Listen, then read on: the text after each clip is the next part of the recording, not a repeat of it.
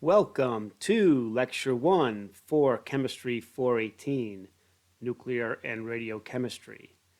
This lecture is the introduction to the course, and it is in 2 parts.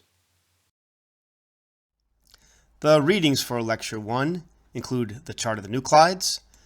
There's an electronic and a hard copy that's available. The how to obtain the hard copy is described on the Canvas site. We'll also have the table of the isotopes, and then the lecture will be supplemented by readings from Modern Nuclear Chemistry, Chapter 1. The links are at the home page on Canvas for these textbooks. Lecture 1 is divided into 2 parts. The first part goes up to the discovery of the actinides, and the second part focuses on radiochemistry terms. The first part, which is this lecture, covers the class organization, which will discuss outcomes and gradings, and then a history of radiation research. Lecture 2 will cover chart of the nuclides and table of the isotopes, and an introduction to the terms that are often used in radiochemistry.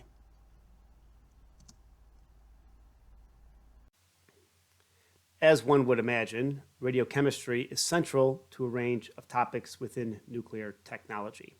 A number of these topics are shown here. This course will emphasize radiopharmaceuticals and the work that is conducted in this area at the University of Washington. We will also discuss the nuclear fuel cycle, which includes separations of uranium as a source of nuclear fuel, the production of the nuclear fuel from that uranium, and the reactors that are involved in energy production.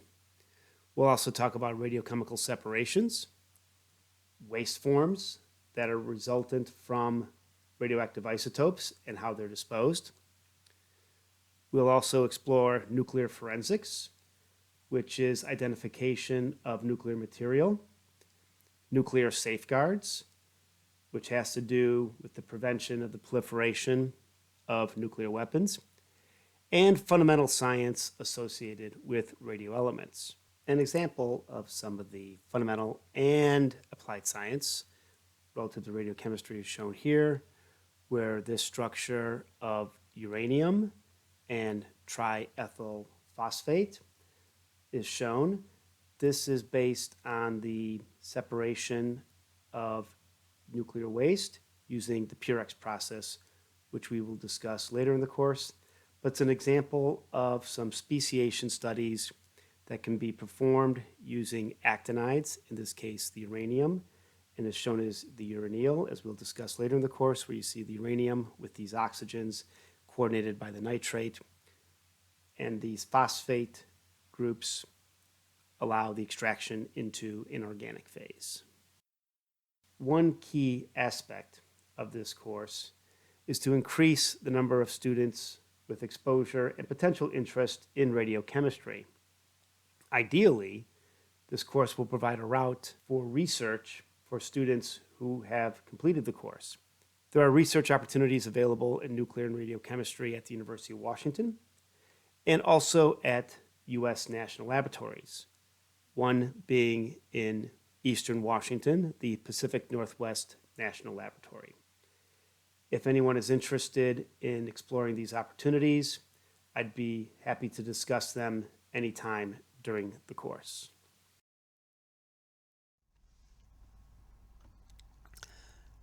The course includes the physics of radioactive decay and the chemistry of isotopes. Fundamentally, radiochemistry is at the intersection of the periodic table and the chart of the nuclides. The periodic table has structure, as chemists, that one understands, that are based upon the electrons, whereas the chart of the nuclides has structures and describes properties that are based upon how the nucleons, the neutrons and protons, are engaged in the nucleus. So periodic table, electrons, chart of the nuclides, neutrons and protons within the nucleus.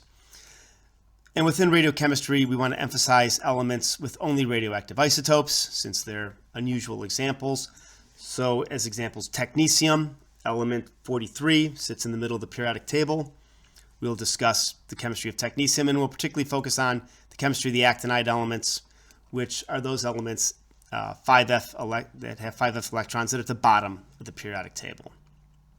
The course topics includes the chart of the nuclides, details on alpha decay, beta decay, gamma decay, and fission. You should understand what the differences are in those by the end of the course. Methods and data that are obtained from investigating nuclear properties.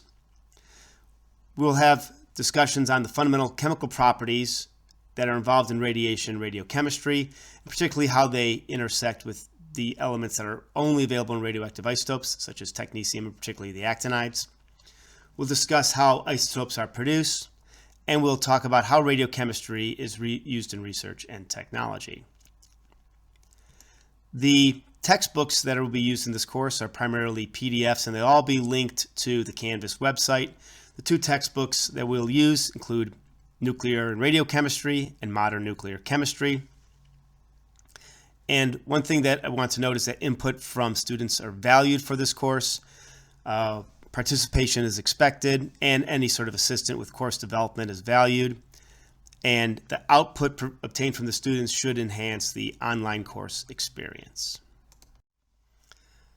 The course has 7 outcomes where at the end of the quarter, the student should have some expertise, experience, knowledge in a few different topics related to radiochemistry. The first outcome is understand, utilize, and apply the chart of the nuclides, the table of the isotopes, to radiochemistry and nuclear technology. Primarily, this is understanding how to obtain the data that are presented in those documents and utilize that information. Another thing the students should understand is the structure of the nucleus. Often in chemistry, we ignore the nucleus, but within this course, we do want to investigate the fact that the nucleus has structure. Here there's an example of an oblate, spherical, and prolate nuclei, and we will discuss within the course how this structure is understood and what's the relationship between the shape of the nucleus and some behaviors that are observed. Another aspect of radiochemistry that should be understood is the chemical properties of radioelements. Those elements that are only found as radioactive isotopes. They include the actinides, which are filling 5f electrons, and then technetium and promethium, which are elements that are normally found in the stable region, those elements below 83 protons, but are in fact radioactive. The students should also be able to comprehend and evaluate nuclear reactions and how isotopes are produced. This can be obtained and understood from using the chart of the nuclides. One can evaluate certain reactions. So for instance, here's a reaction shown here of a proton and nitrogen 15 makes oxygen 16. There's an alpha particle decay that makes carbon 12. That's in an excited state. It gives off a photon. Now makes a ground state, carbon 12. The course will describe not only understanding how the particles and the isotopes react together, but the probabilities of those reactions.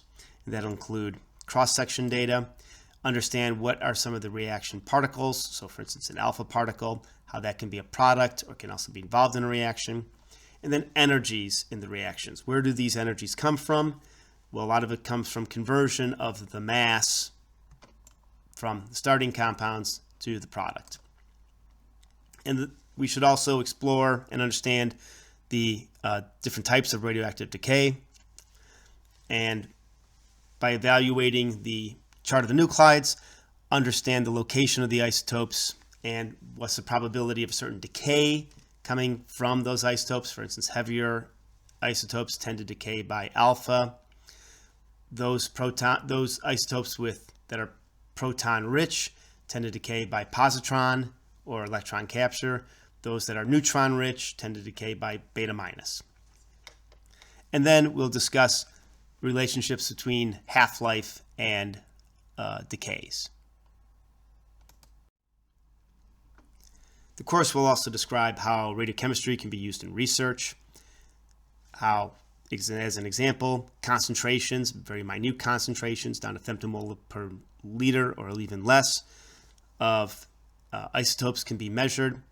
My thesis work, I studied one atom at a time chemistry, so one can do incredibly small concentrations.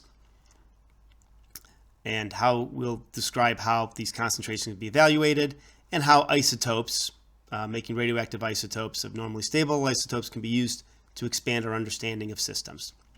And finally, the course will investigate modern topics in nuclear and radiochemistry. This will be brought in the lectures, in discussions, and then in the final, we'll have presentations, papers, and employment opportunities, which will hopefully link together what was learned in the course where radiochemistry is going today. The course grading, which I'm sure some of you might be interested in, is shown here. At the end of each lecture, there's a quiz. That is 19% of the total grade. The post-lecture quiz is on the Canvas site. It's based upon the presented information. There are 3 comprehensive quizzes, each 20%. These quizzes will be take-home. There's 5 days to complete the exam. The answers will be posted after 5 days. There's a second submission that's allowed. Any changes, you can make changes, but you only get 50% of the grade, and that's due 3 days after the second submission. And the real goal of the quiz is to demonstrate material comprehension. I would be delighted if everyone gets everything right on the first shot. The final paper, presentation, and position review, so the final exam is worth 15%. Class participation is 6% of the total grade and includes blogs and office hours. Blogs, when you're complete with the lecture, please respond to the blog that's linked on the Canvas site. You can just make a comment saying nothing more than lecture viewed, or if you have a certain question in the middle of the lecture, or even if you have a question on the quiz, you can ask questions on quizzes. Any questions that are asked prior to the due date, if I answer them, I may even provide good details on how to get to the answers. But if you provide it on the blog, everyone is open to see it. So it's open information. It's the same as if you were to raise your hand in class and ask a question. So as a summary, there will be quizzes after each lecture, and the exams will be take home, and questions can be posted to the blog. The outline for the course is presented here with the topic, the date that it's online, the date that it's due, and the number of presentations for the given topic. The due date doesn't change. However, the date that the lectures are presented may change. The lectures may be presented earlier. If they're presented earlier, the due date won't change. You'll have more time to do the work. The exam dates are also listed here. As you see, we have the date online, the initial due date, and the second due date. For the exam periods, we will have, during this time between the date in which is posted and the due date, we will have office hours in which questions on the exams will be discussed. The final exam will be posted on the first day of the final exam week and will be due on the last day of the final exam week. All right, let's start discussing some radiochemistry information. We'll talk about the history of radiochemistry development, how it's linked with really the nuclear science development. You see how they're together and how they played off each other and some of the roles radiochemistry played in how we understand physics today.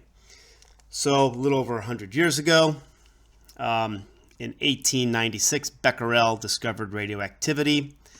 Becquerel had this salt, this potassium uranyl sulfate, and he exposed it to sunlight, and he wrapped it in photographic plates, and he put that in black paper. So the photographic plate at the time, if you think about it, it's still kind of early material back in the late 1800s. The plate, when they were developed, they showed this image of the uranium crystals. And what Becquerel actually thought is that the sunlight absorbed light and that this uranium salt fluoresced and gave off that light. That's what he proposed. And for this, for this proposal, the discovery of radioactivity, he was wrong, but he also won a Nobel Prize for that. And then just a few years later, radium and polonium were isolated by the Curies, who are shown here. Marie Curie, possibly the most famous radiochemist, and her husband Pierre Curie, who also was a Nobel laureate at the time. So Marie obviously went on to win 2 Nobel Prizes, if you remember from your history. Right about the turn of the century, in 1899, Ernest Rutherford identified the alpha particle. The radiation was divided into alpha, beta, and gamma components, and it was based upon the ability of these different radiations to penetrate objects. So alpha penetrated an object the least, beta a little bit more, gamma the most. So alphas could be stopped with a piece of, small piece of paper, beta an aluminum foil, and gammas very difficult to stop. 1909, the alpha particle was shown by Rutherford to be the helium nucleus. He determined the charge to mass ratio, so this alpha particle gaining more information. 1911, the Rutherford atomic model. Thomson had a plum pudding model that was negated by Rutherford. They demonstrated some high central charge, a small volume, and this was demonstrated by an alpha particle scattering on a gold foil. It's from this scattering, the hypothesis was developed that, well, the mass must be all concentrated in an area where the particle would impinge upon this nucleus and get scattered back.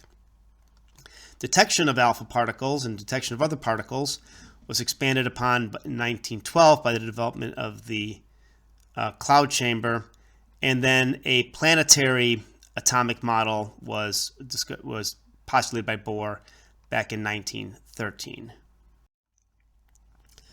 So after the discovery or the postulation of the Bohr model, where the electron orbitals are a little bit better defined than Rutherford's model, 1914, the nuclear charge was determined by X-rays. This was postulated and demonstrated by Moseley, who was working again at Rutherford's lab. 1914, and then you see a gap between 1914 and 1919. The first war stopped a lot of, obviously a lot of research. And in fact, Moseley, who was working in Rutherford's lab, could have avoided the war, but wound up getting killed in France, and really was identified as one of the greatest losses of science due to a military conflict. 1919, artificial transmutation by nuclear reactions was observed. Again, Rutherford. He bombarded nitrogen-14 with an alpha particle to make oxygen-17. Well, nitrogen-14 got from the atmosphere, and the alpha particle was from a radioactive source. He just identified that you could have this nuclear reaction occur. Again, so you can see that Rutherford's lab was putting out a lot of great research, great researchers. 1919, mass spectrometer, first development. 1928, the theory of alpha radioactivity by Gamow, which utilized the concept of tunneling through a barrier to describe the decay. 1930, Enrico Fermi proposed the neutrino hypothesis, where there's a massless particle with a spin of 1/2 that was used to explain beta decay. When we discuss beta decay, you'll see the importance of Fermi within understanding beta decay. 1932, the first cyclotron, which is shown here, which you could hold in your hand, was made by Ernest Lawrence at UC Berkeley. As a graduate of the UC Berkeley radiochemistry program, there's a plaque at the chemistry building on campus at UC Berkeley that describes the radiation lab where these experiments were performed. In 1932, the neutron was discovered by Chadwick, and he used some data, some scattering data to calculate the mass. This led to a proton neutron nuclear model. Again, this is all at the Cavendish Laboratory. 1934, discovery of artificial radioactivity, the Jolets and the Curies, again, the child of Pierre and Marie Curie, getting involved in the same sort of research. 1938, nuclear fission was discovered. Hahn, Meitner, and Strassmann. So Lisa Meitner, Otto Hahn, Fritz Strassmann discovered nuclear fission, 1938 in Germany. This was actually, from people that I'd worked with who were on the Manhattan Project, this was actually a very important consideration, that the Germans had this understanding of fission, that they were fundamentally technically advanced in this area prior to the Second World War. But in 1942, Enrico Fermi and others made the first fission reactor at the University of Chicago. It's called the Chicago Pile. 1945 was the Trinity test, where first plutonium and then eventually a uranium device, not a Trinity, was tested. And then 1947, radiocarbon dating was explored as a way of dating material. So within this period, the artificial radioactivity was a rather large advancement, showed that isotopes that are somewhat different could be formed.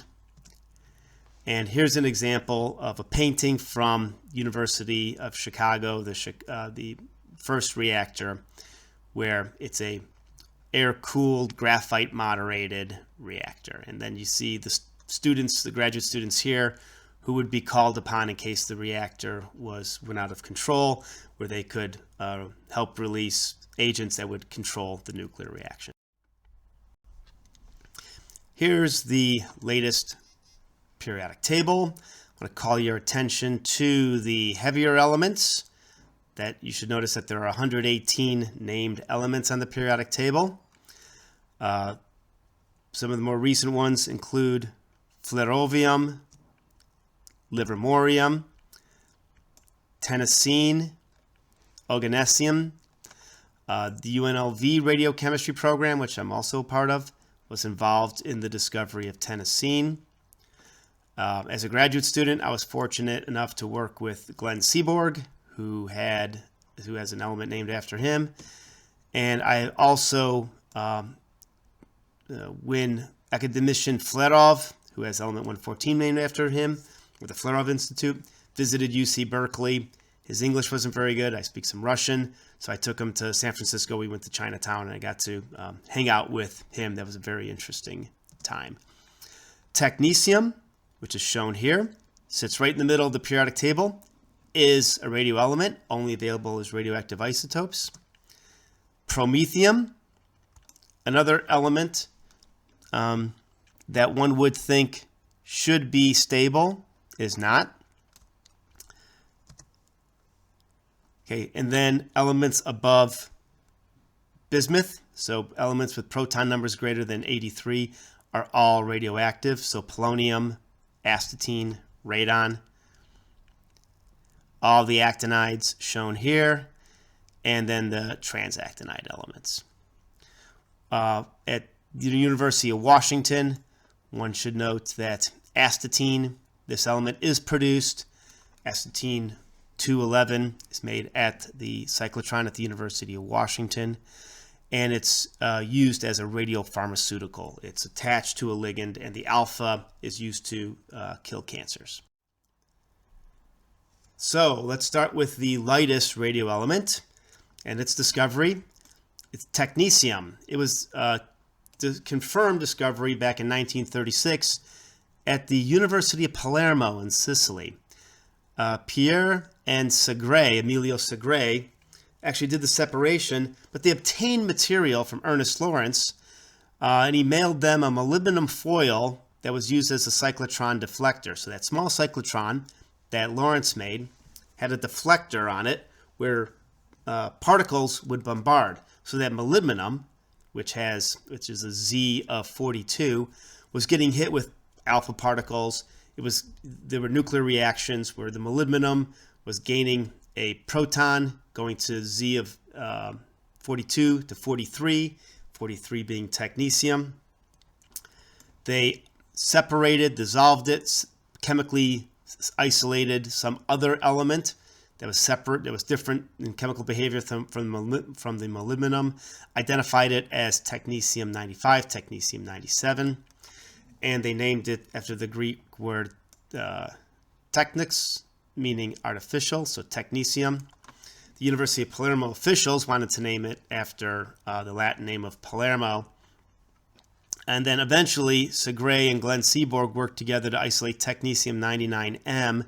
The M means that it's a metastable state, so it's in an excited nuclear state. It's radioactive and it decays by just emitting a photon. It goes to technetium-99, which is a long-lived radioactive isotope. And we'll learn that this technetium-99M is the workhorse for radiopharmaceuticals. About 80% of all radiopharmaceutical applications use technetium-99M, and that photon is used as an imaging agent.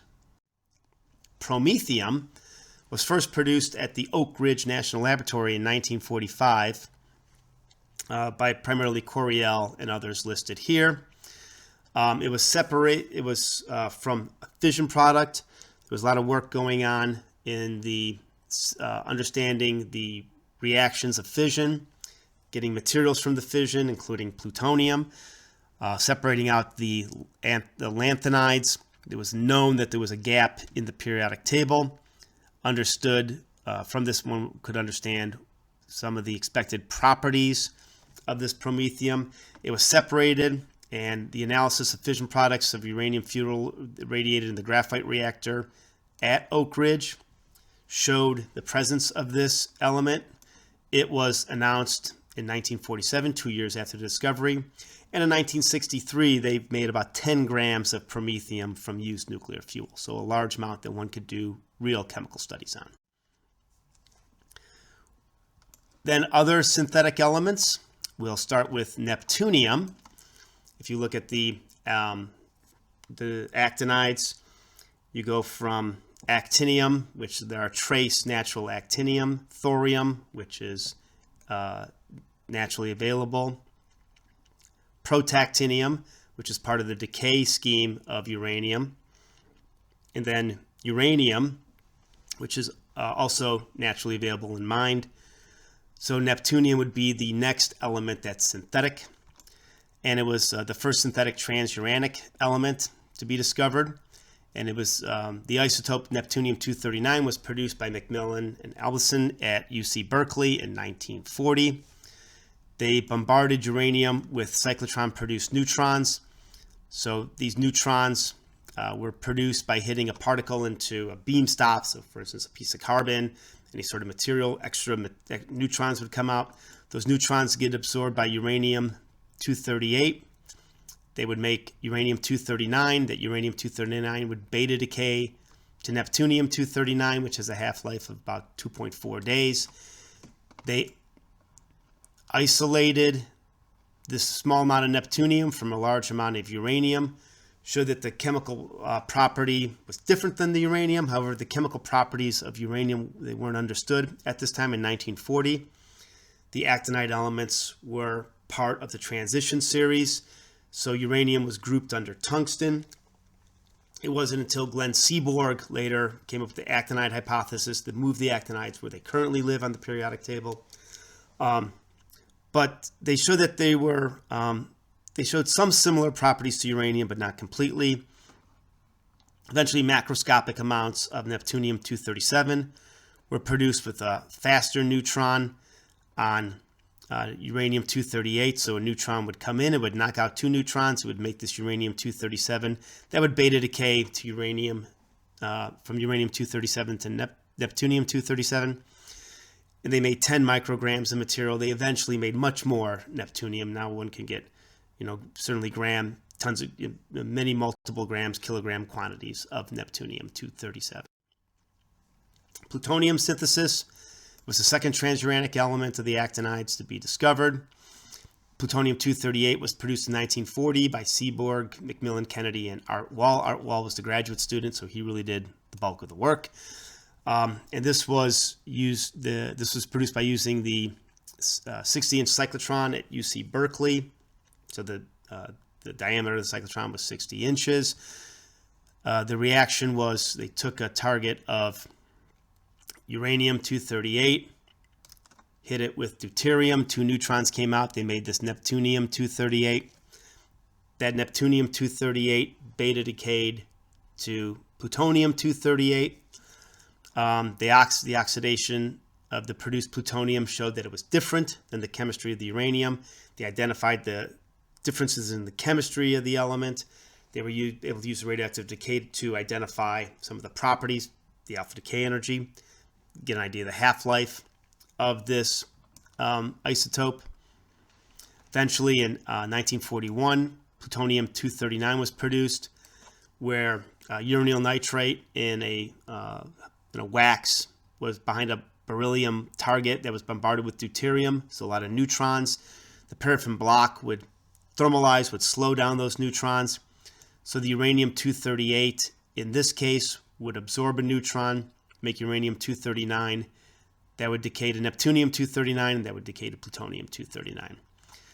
There was a separation with fluorides and extraction with diethyl ether, and they showed that, like uranium-235, neptunium-239 would undergo fission with slow neutrons. And for this work, Glenn Seaborg and others were awarded the Nobel Prize. The trans-plutonium element discovery, americium and curium, they were first produced in a reactor by neutron capture. Plutonium-238 would be in the reactor, would gain a neutron, make plutonium-239. That would capture a neutron, make plutonium-240. Plutonium-240 has about a 15-year half-life. It would beta decay to americium-240, plutonium-241, beta decay to americium-241. Again, chemical differences in decay properties. This route could also keep, if you kept bombarding, not only would some of this plutonium-241 decay, some of it would also capture, and you could make up to curium-242. There are also routes for doing direct production. So plutonium-241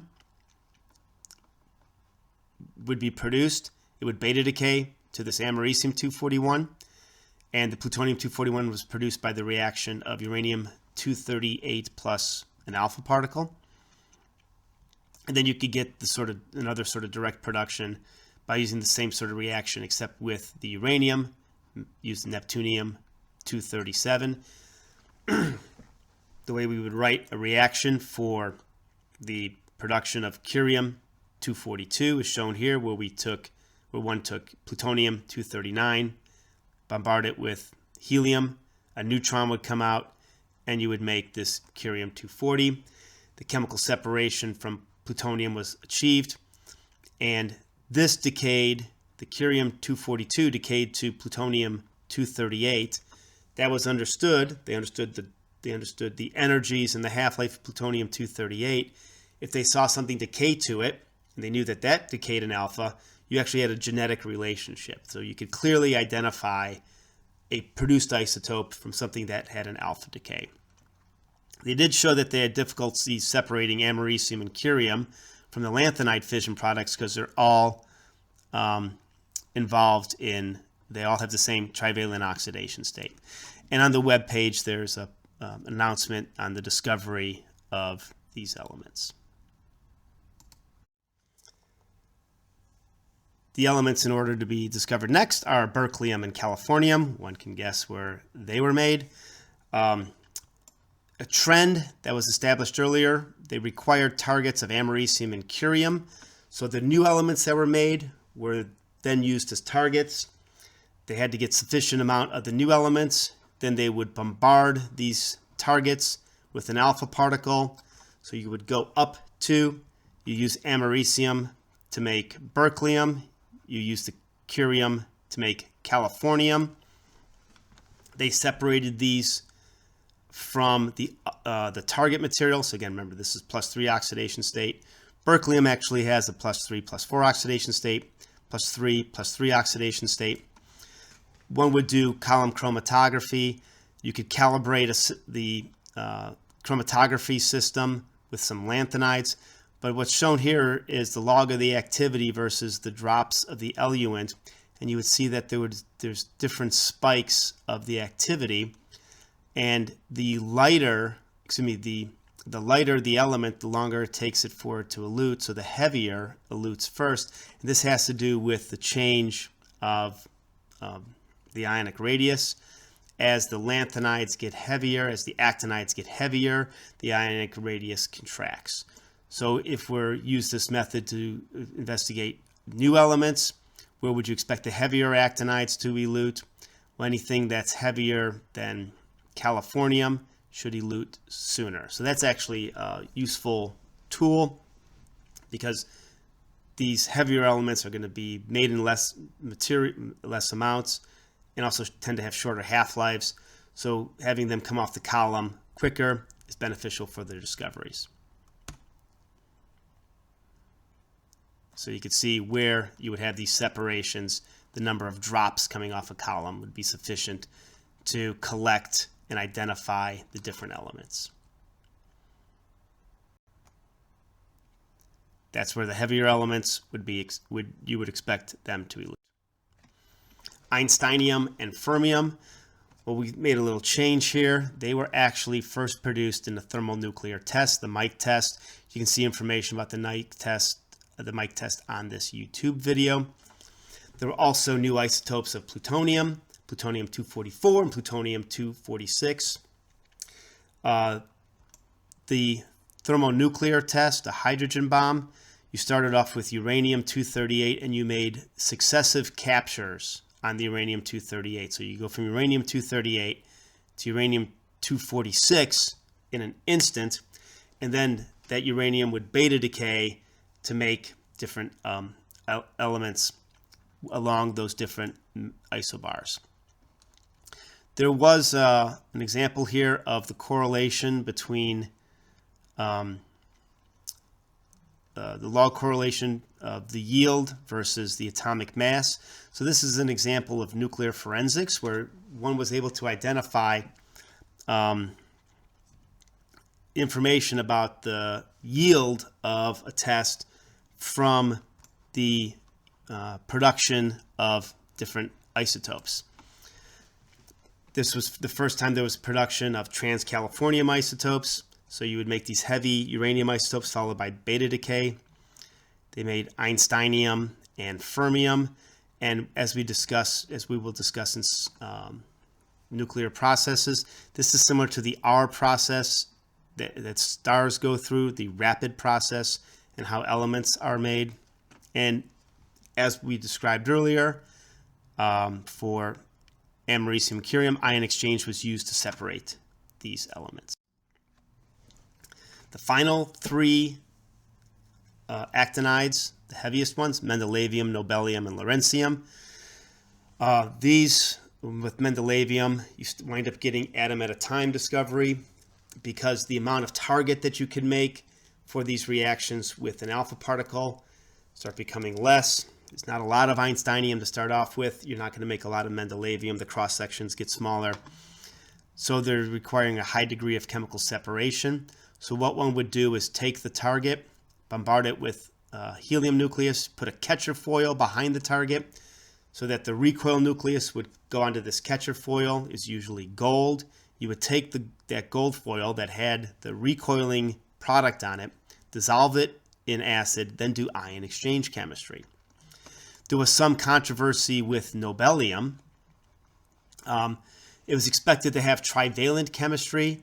It's actually divalent if you look at how the electrons are filled. By the time you get up to nobelium, so element 102, you have a filled 5f orbital, so 14 5f electrons, and these two 7s electrons are open. So one could remove those two 7s electrons relatively easily. You have a divalent oxidation state, but trying to remove an electron from a filled f orbital is difficult. So nobelium had this divalent oxidation state. The first attempt cannot be reproduced. The final eventual reaction was shown here, where you curium-246 was bombarded with carbon-12, 4 neutrons to make this 254 isotope of nobelium. There was an alpha decay of nobelium, and the daughter, the fermium, was identified by ion exchange. I was told by Glenn Seaborg that during this controversy, they knew that the Swedes who were doing the work wanted to name the element after Alfred Nobel. So as a joke, they called it nobelivium. Lawrencium was made from different isotopes of californium bombarded with boron, so stable boron, you get to 10 and 11. And then a new isotope was identified with a 6-second half-life as lawrencium-258. So one could see that there was this trend. We've obviously extended that trend to go all the way up to element 118. But the separations become more difficult, the half-lives become shorter, and the probability of the reaction goes down. Okay, this completes part 1 of lecture 1. You don't need to comment on the blog or respond to the PDF quiz yet, but please do so when you've completed the second part of this lecture.